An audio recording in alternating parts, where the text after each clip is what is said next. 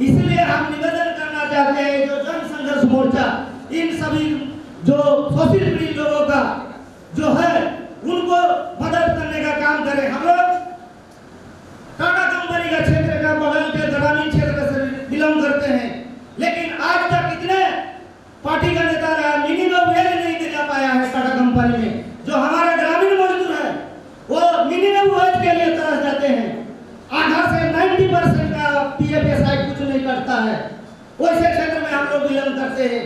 आज हमारे उस क्षेत्र में जहां शहर से ग्रामीण क्षेत्र में 10 किलोमीटर का दायरे में CNT-SPT एक्ट का इतना उल्लंघन हो रहा है, उसमें सब पार्टी के नेता लोग उसमें दलाली कर रहा है। जितना भी सामाजिक संगठन इस तरह का है उनको जेल भेजने का काम कर रहा है। कितना कितना हम लोग का साथी लोग के साथ जेल के लिए जेल का केस ये किया है, अभी भी केस चल रहा है। लेकिन हम लोग ऐसा आंदोलन करते हैं कि उसको जेल तक थाना तक अरेस्ट करने में सोचना पड़ता है। इसीलिए हम चाहते हैं, बहुत सारा बात बोलना है लेकिन उतना तो समय नहीं है, इसीलिए हम उम्मीद करते हैं कि झारखंड जन संघर्ष मोर्चा इन सब बातों को ध्यान देकर हमारे जो शोषित पीड़ित वर्ग है उनको सहायता करने की मदद करेंगे। इतना ही कहकर मैं अपना वक्त समाप्त करता हूँ। क्रांतिकारी हुल जोहार। जय झारखंड, जय मूलवासी, जय झारखंड निवासी, जिंदाबाद।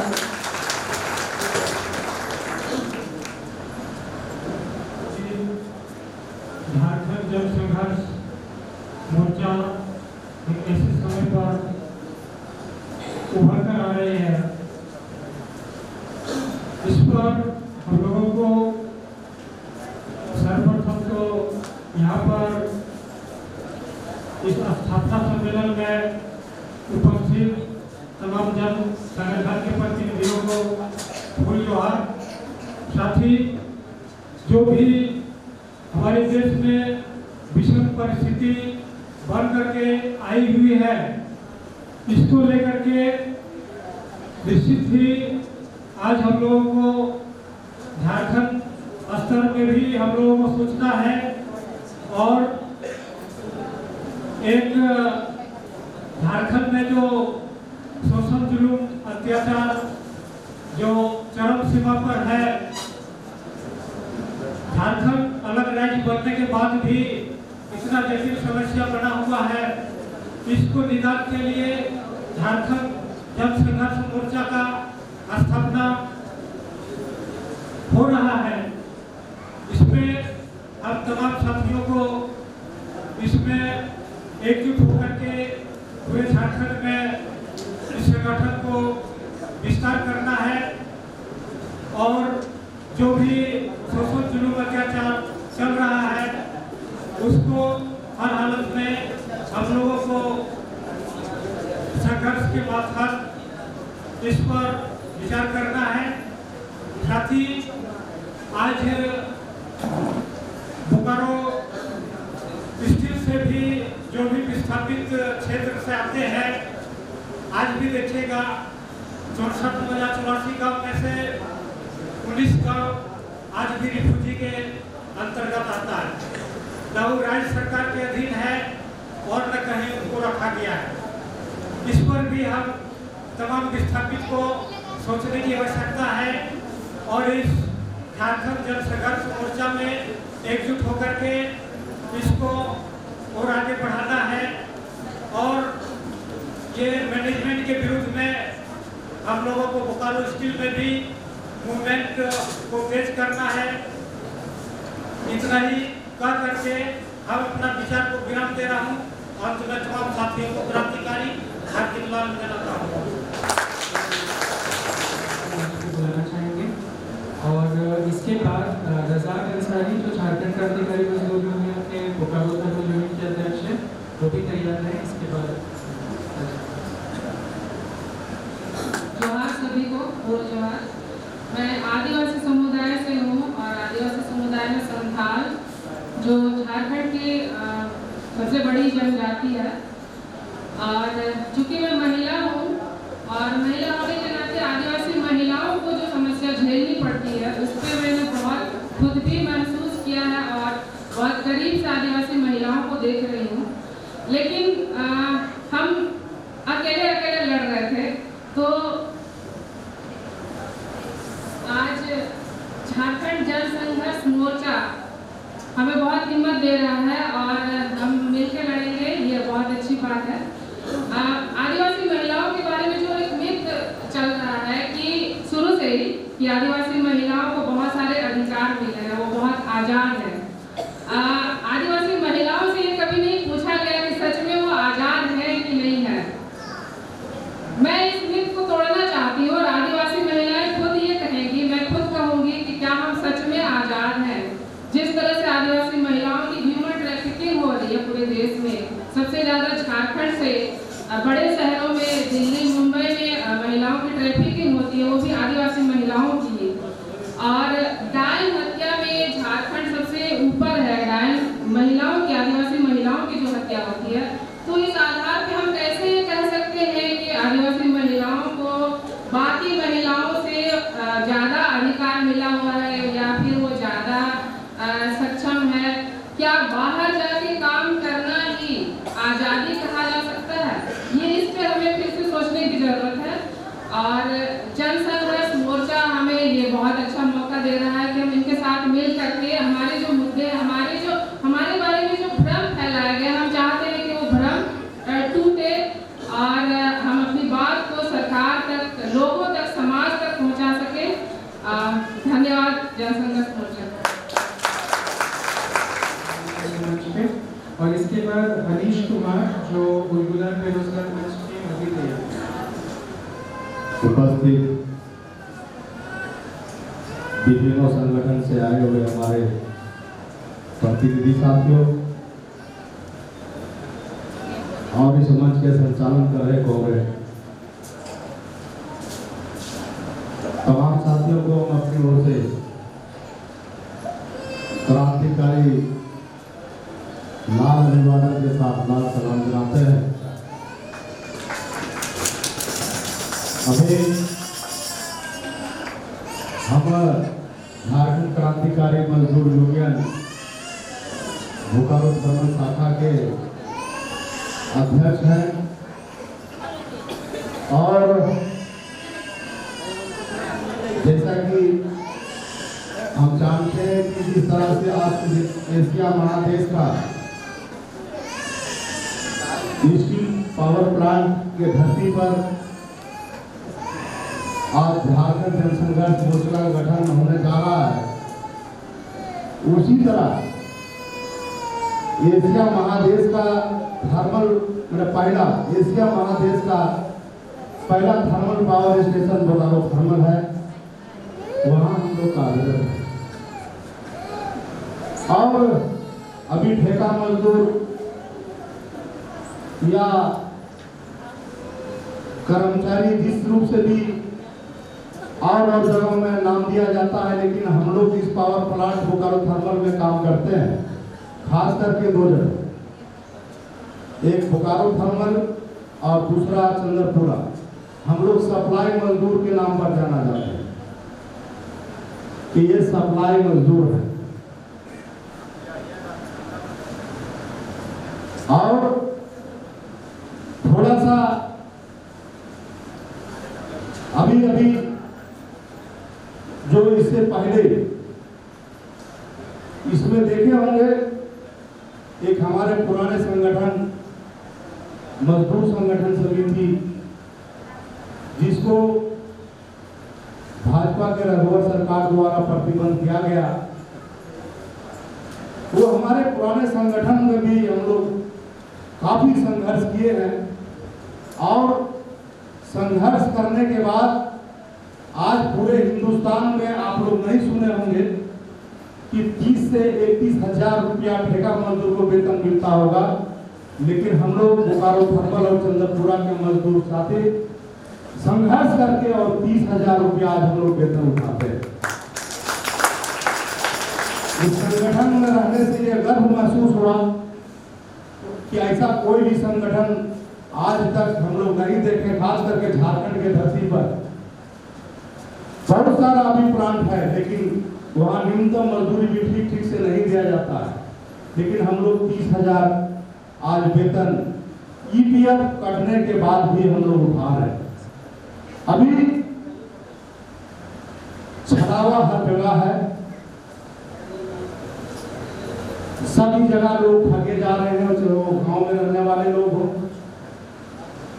वो चाहे शहर में रहने वाले लोग हों, वो चाहे किसी कस्बे में रहने वाले लोग हों, सभी जगह ठगे जा रहे हैं हम लोग। और इसीलिए हम लोग झारखंड जन संघर्ष मोर्चा का आज निर्माण करने जा रहे हैं। ये छलावा पहले तो आप लोग भी सुने होंगे, बहुत सारे लोग इतना दिग्भ्रमित पूरे हिंदुस्तान के जनता को किया कि इस पार्टी को बदल के ले आओ तो 30 रुपये डीजल हो जाएगा। वो 1.5 आख वाला भी बोलता था। डीजल पेट्रोल 35 रुपये मिलेगा अगर भाजपा की सरकार आ गई, लेकिन आज 100 रुपये लीटर पेट्रोल और डीजल बिक रहा है। इस महंगाई के दौर में हम लोग किस तरह जिंदा है हम लोग समझ सकते हैं। बहुत सारे वक्ता है अपना बात रखें, लेकिन थोड़ा सा और हम बोलना चाहें। इसी को देखते हुए झारखंड के जनता ने सोचा कि यहाँ का जो क्षेत्रीय पार्टी है, जिसका सरकार बना है जेएमएम का, ये भाजपा को हटा करके और हम जेएमएम के पार्टी को वोट दे करके और इस झारखंड के धरती पर उसका सरकार बना। लेकिन परिणाम क्या हुआ देखिए, इसका घोषणा पत्र होगा, किन्हीं के पास तो पढ़िएगा। किसानों की कर्ज माफी होगी। पहला इसका जो इसका इलेक्शन से पहले जो इसका मैनिफेस्टो था, वो पहला लिखा था कि किसान का, जो झारखंड का किसान है, जो कर्जदार है, बैंक से लोन लिए है, जो कृषि लोन लिए, उसका कर्जा माफ करेंगे। आज तक नहीं हुआ। थोड़ा बहुत कभी कभी लॉलीपॉप के बहाने ये लोग बोलते हैं, और बोलते क्या है, अभी सुने होंगे कुछ दिन पहले घोषणा आया कि 50,000 तक जो लोन लिए हैं, कृषि लोन लिए, उनको माफ कर दिया जाए। 50,000 जो लोन लिए हैं उनको माफ कर दिया जाएगा। लेकिन ये भी एक छलावा, ये भी एक छलावा है। 50,000 जो किसान लोन लिया झारखंड का, वो किसान ऑलरेडी 50,000 ले चुका है, लेकिन उसका सूद जो 25,000 या 30,000 रुपया होगा, उसका भरपाई कौन करेगा? तो ये लोग भेद में रखते हैं। चाहे वो भाजपा की सरकार आया तो भी छड़ा, आज जेएमएम का भी सरकार जो आया है झारखंड में, ये भी हम तमाम जनता को छड़ने का काम कर रहा है।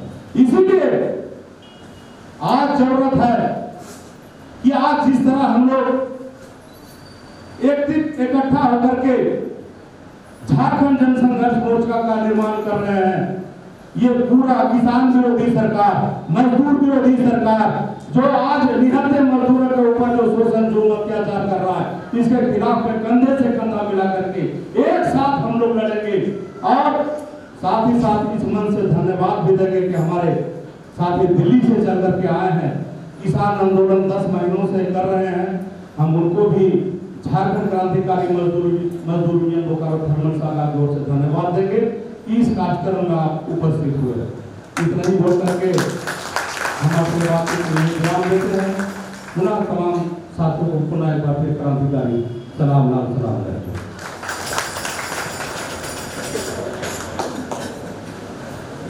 बेरोजगारों का बात आए हुए हैं। हम लोग आज झारखंड में इतना सारा खनिज संपदा होते हुए भी सबसे ज़्यादा जो हम लोग परेशानी है वो युवाओं पर आ गई। हम लोग पढ़े लिखे होकर के भी हम लोगों को सबसे रोजगार मिल ही नहीं पा रहा, जबकि सबसे ज़्यादा यहाँ पर उद्योग है, खनिज संपदा होते हुए भी यहाँ के युवाओं को रोजगार नहीं मिल पा रहा है। और ये सबसे बड़ा भ्रम हम लोगों के बीच में फैलाया जाता है कि रोजगार है ही नहीं, लेकिन फिर भी हम लोगों को भ्रम में रखा जाता है कि यहाँ रोजगार नहीं है, आप लोग बाहर जाइए। और हम लोग यहाँ पर रहते हुए भी, पढ़े लिखे होकर के भी रोजगार के लिए बाहर जाते हैं और वहाँ से शोषित होकर के वापस हम लोग अपने क्षेत्र में आकर के उसी संगठन उसी सरकार से जो हम लोगों को बोल चुकी थी कि यहाँ रोजगार में उसी से आशा लगाते हैं। इसलिए इस गुलगुलाम बेरोजगार मंच और झारखंड जन संघर्ष मोर्चा के तहत हम सभी जितने भी युवा हैं वो सारे लोग गोलबद्ध हो जाएं इस सरकार से अपने रोजगार के अधिकार को लेने के लिए। आप सभी को मेरा भूल जोहार।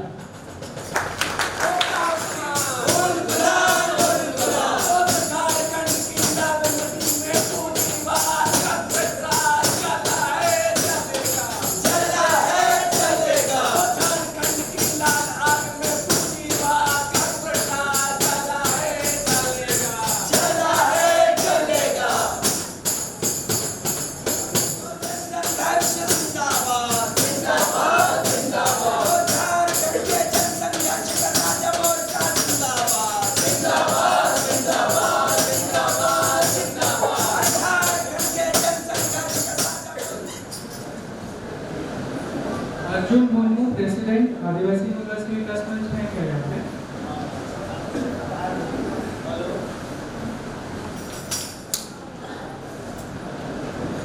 विभिन्न संगठन से आए हुए साथी सबको बहुत जोहार।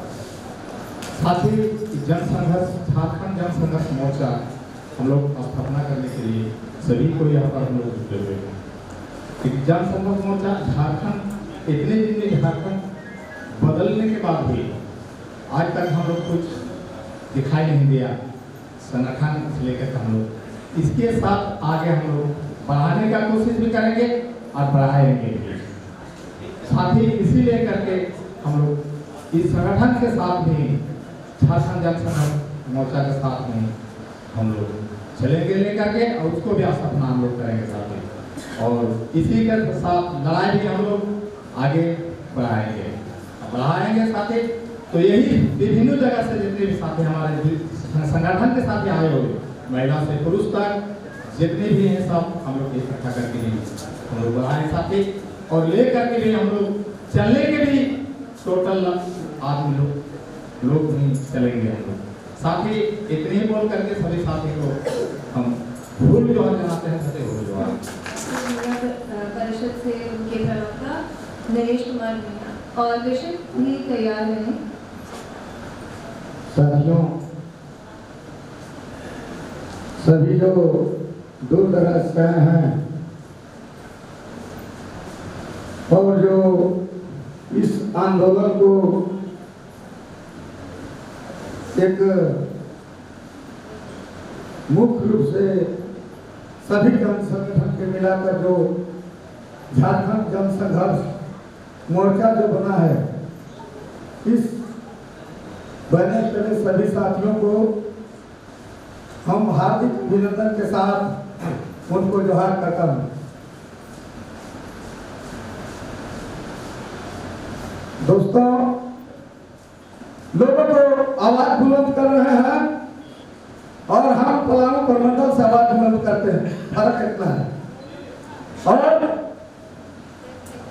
चाहे जो भी हमारे जन आंदोलन का जन संगठन का जब जो भी निर्णय हुआ है, उस निर्णय को हम सभी लोग भली भांति पूर्ण रूप से सरकार का जो जन विरोध जो नीति है, सरकार का जो यूएपीए एक्ट के तहत काला कानून है या फिर किसान विरोधी जो कृषि कानून है, इसको लेकर हम लोगों ने पलामू प्रमंडल में पूरे जगह पर आंदोलन को छेड़ रखा है। और अभी हम समझते हैं कि अब तक तमाम जगहों पर हम लोगों ने जो रैली धरना प्रदर्शन किया, ये अगर जब से किसान आंदोलन चल रहा है, जब से इस देश के अंदर केंद्र सरकार अस्त व्यस्त हुआ है, तब से हम लोगों ने विभिन्न जगहों पर रैली किया है, बहुत सारी रैली वहां कर करके हम लोगों ने किसान के समर्थन पर पूरा वहां से भी घोषणा करने का काम किया है। आज जो परिस्थिति बन रहा है हम लोगों को जागने का और जगाने का, दलित आदिवासी परिवार को संगठित होने का, हम जब सालों से स्टैन स्वामी के साथ भी रहकर संघर्ष में उनके साथ एक उनको हम गुरु के रूप में वो जो हमको निर्देश देते थे, को आदेश देते थे, वो पालन करते हुए हम लोगों ने पलामू में उनके सिखाए हुए आंदोलन को आगे बढ़ाया, उनका देखा हुआ। और हमें महसूस भी हो रहा है कि केंद्र सरकार के जो नीति है, जो उस काला कानून है यूएपीए, उस यूएपीए एक्ट के तहत स्टैन स्वामी के निर्दोष सामाजिक कार्यकर्ता को उन्होंने जेल में भेजकर हत्या खुद कर दिया। यह हमें महसूस है, हमारे सारे लोग, हम लोग कमेटी के लोग हम महसूस करते हैं। और जहाँ जहाँ हम लोगों का आंदोलन चलता है, सबसे पहले दिल दिमाग में हम लोगों को स्टैन स्वामी का बात ही हम लोग याद रखते हैं। और उनके साथ जो तमाम हमारे पूरे देश का मानवाधिकार संगठन से और विभिन्न आंदोलनकारी संगठन, जो मोदी सरकार का काला कानून है यूएपीए, उस यूएपीए एक्ट के तहत जो जेल में बंद है, उनको हम लोग अपने मंच के ओर से मांग करते रहे हैं कि इस काला कानून को, यूएपीए एक्ट को रद्द करो और सारे जो जेल में तुम बंद कर रखे हो निर्दोष लोगों को, इनको जल्द से जल्द छोड़ो। यही हम लोग मांग करते हैं। साथ में बहुत सारे लोग हैं और बोलने के लिए बहुत लोगों को समय भी है, इसलिए मैं यह कमेटी का अनुशासन मानते हुए, ज्यादा में कहते हुए अपने वाणी को मैं समाप्त की ओर ले जा रहा हूँ। एक बात जरूर है कि आप ये झारखंड, जो हमारे झारखंड जन संघर्ष मोर्चा बना है, हम इनके साथ हैं, हमारे तमाम कमेटी साथ में रहेगा और जो भी आने वाला समय में जो संघर्ष करना पड़े हम इनके साथ मिलकर लड़ेंगे। इतना ही कहकर मैं अपना वाणी को समाप्त करता हूँ। जय झारखंड, जोहार झारखंड, जय श्री गोविंद। जो सबसे बड़ा और महत्वपूर्ण मुद्दा जो सबके सामने निकल के आता है वो है विकास का मुद्दा।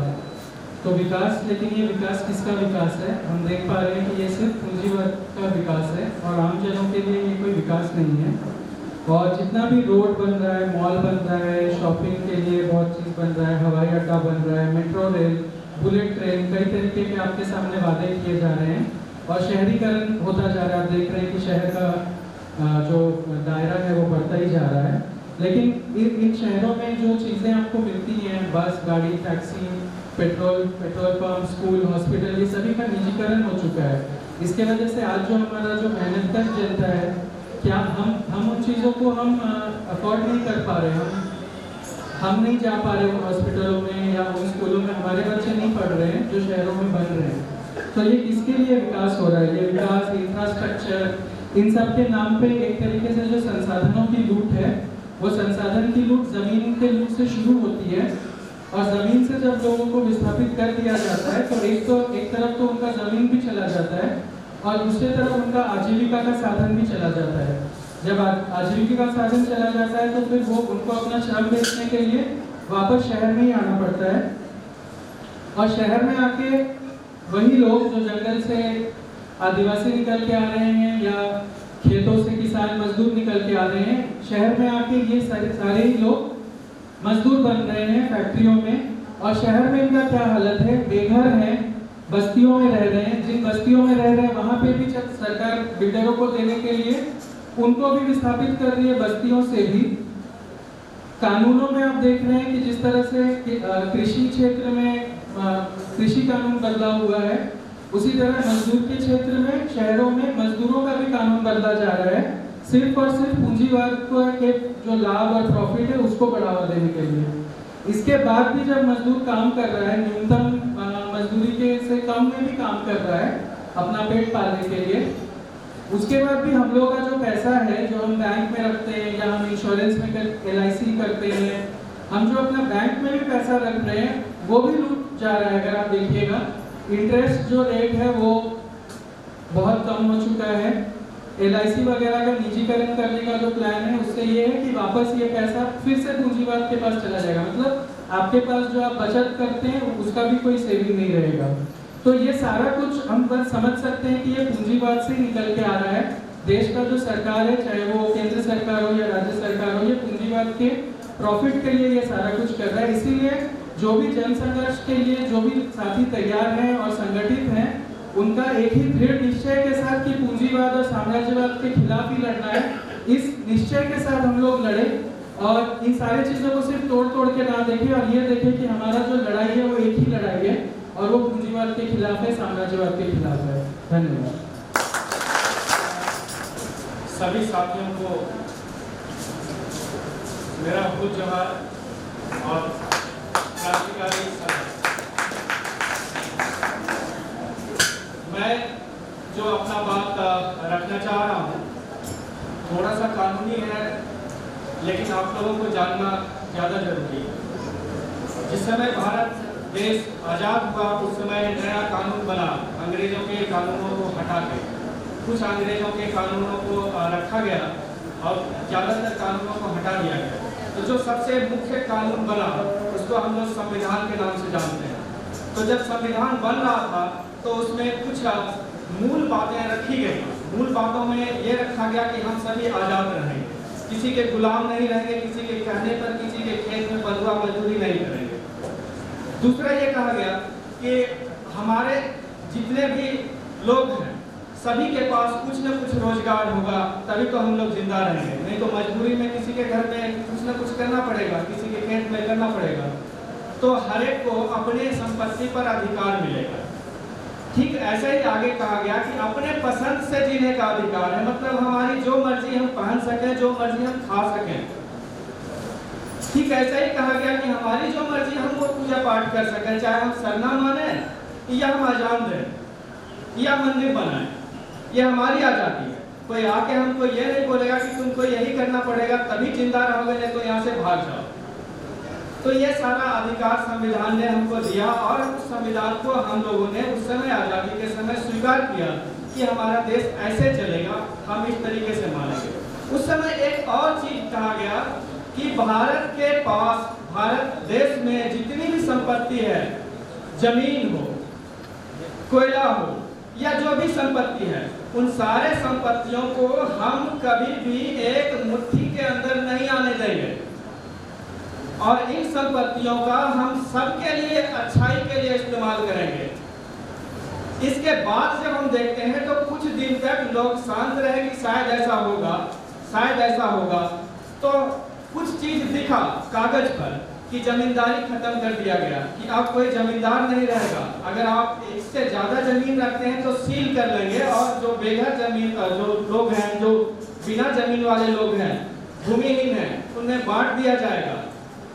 ठीक उसी समय देखते हैं तो भूदान आंदोलन भी चलता है कि कुछ बड़े लोगों से जमीन ले लिया जाए और जिनको जमीन नहीं उनको बांट दिया जाए। ये सारा चीज कुछ दिन तक चलता रहा, फिर दिखता है कि ये सब कागजी खाना पूर्ति हो रहा था, कभी किसी को हकीकत में मिला नहीं। और आज जब देखते हैं 2020-21 तक में, तब पता लगता है कि देश की जितनी भी संपत्ति है वो फिर से कुछ लोगों के मुट्ठी में दिया जा रहा है। चाहे पूरा का पूरा हवाई जहाज किसी को दे दें, रेल किसी को दे दें, कोलवरी किसी को दे दें, पेट्रोल पंप किसी को दे दें, ये सारा चीज फिर से लेके आ रहा है। तो हम पूछते हैं कि आप जो वादा किए थे कि हम कभी भी एक मुट्ठी के अंदर देश का संपत्ति नहीं जाने देंगे, अगर चला जाएगा तो बाकी सारे लोगों को बंधुआ बना देगा, ठीक वही काम अभी हो रहा है।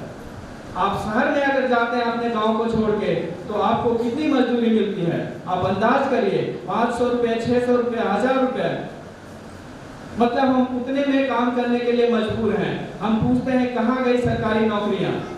संविधान कहता है कि सबको बराबरी के लिए हम मौका देंगे, जो पिछड़े हैं उनको आरक्षण देंगे, उनको भी सरकारी सेवा में आने का मौका देंगे। तो जब सरकारी कंपनियां ही नहीं रहेंगी, सरकारी विभाग ही नहीं रहेगा तो आरक्षण कहाँ से पाएंगे आप? तो धीरे धीरे देखते हैं बहुत सारी चीजों को बदल दिया गया। उन्हीं बदलाव में अब सबसे बड़ा चीज आ जाता है कि सबसे क्या आता है कि कंपनियां जब काम करने के लिए आई इस क्षेत्र में तो किसने परमिशन दिया? परमिशन उन्हीं लोगों ने दिया जिसे हमने वोट दिया। तो संविधान बोलता कुछ और है, वादा किए कुछ और कर कुछ और रहे हैं, तो क्यों नहीं हम आंदोलन करें? तो कृषि आंदोलन उसी चीज को मजबूती से रख रहा है और पूरे देश में रख रहा है। हम लोगों ने जब आपस में विचार किया कि क्या झारखंड में हम क्यों नहीं इस तरीके के विरोध को सामने ले आ सकते हैं। जरूरी नहीं है कि हर बात पे लाठी डंडा या गोली बंदूक निकाला जाए, हम सड़क पर भी निकल सकते हैं, हम धरना भी दे सकते हैं, हम घेराव भी कर सकते हैं। तो इसके लिए संगठित होना जरूरी है। तो संगठित होने के लिए ही ये मंच बना है जिसमें बहुत सारे संगठन जो स्थानीय लेवल पर काम करते हैं उन संगठनों को एक साथ लाया गया और ला के कोशिश किया गया कि हम लोग भी संघर्ष करेंगे और संघर्ष करके उन सभी बातों पर मजबूर करेंगे सरकार को जो सरकार ने 1950 में संविधान में लिखा है। उस समय लिखा है कि आप अपनी मर्जी से जो खा सकते हैं खाइए। कौन होता है बोलने वाला कि आप ये नहीं खा सकते हैं, आप वो नहीं खा सकते हैं। उस समय लिखा है कि आपकी जो आजादी होगी उसको हम स्वीकार करेंगे। तो आप कैसे ठेका मजदूरी करके ठेका कृषि करके कहेंगे कि हमको ये अनाज ही लगाओ। आपको याद होगा जब अंग्रेज के जमाने में गांधी जी भारत में पहले बार संघर्ष करने के लिए चंपारण गए तो मुद्दा क्या था? मुद्दा था नील का खेती। 3 कठिया प्रथा उसको बोलते थे, नील का खेती। 1 बीघा के 20 कट्ठा में से 3 कट्ठा पर आपको नील लगाना पड़ेगा। अगर नहीं लगाएंगे तो अंग्रेज के कानून के हिसाब से आपकी जमीन तक नीलाम हो सकती थी।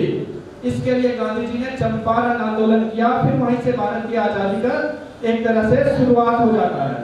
तो हम पूछते हैं कि आज अगर ठेका कृषि करता है, ये जो 3 कृषि कानून है इसमें ठेका कृषि कानून भी है, तो इस ठेका झारखंड के विभिन्न जिलों से आए हुए हमारे माता बहनों, मजदूर किसानों और विभिन्न जन संगठनों और हमारे दूर दराज से आए हुए हमारे दिल्ली के किसान आंदोलन के साथी, मैं तमाम साथियों को अपनी सामाजिक संगठन की तरफ से गुलाबी अभिनंदन के साथ फूल जोहार ज्ञापन करता हूँ। फूल जोहार।